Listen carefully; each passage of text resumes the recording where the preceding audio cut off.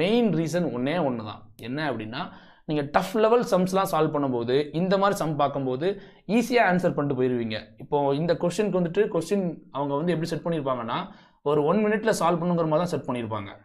ஓகேவா, 1லேருந்து 2 மினிட்ல சால்வ் பண்ணி தான் செட் பண்ணியிருப்பாங்க.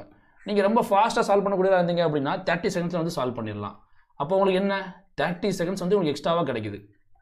நான் சொல்ல வர்றது யாருக்கு சொல்ல வரேன்னா, டாப்பர்ஸ்க்கு சொல்ல வர்றேன். ஓகேவா, டைம் பாஸ் பண்ண போகிறாங்களா எக்ஸாம் ஹாலுக்கு, அவங்கள சொல்ல வரல. ஐ ஹோப் இந்த வீடியோ லைவ் கிளாஸ் பார்க்குற எல்லாருமே டாப்பர்ஸ் ஆகணும். அதுதான் என்னுடைய மெயின். எல்லாருமே எப்படி சார் டாப்பர் ஆகணும்னு கேட்காதீங்க. கண்டிப்பாக டாப் 100க்குள்ளே டாப் 200க்குள்ளே வரணுங்கிறதுக்காக தான் நம்ம அந்த லைவ் செஷன் வந்து நடத்திக்கிட்டு இருக்கோம்.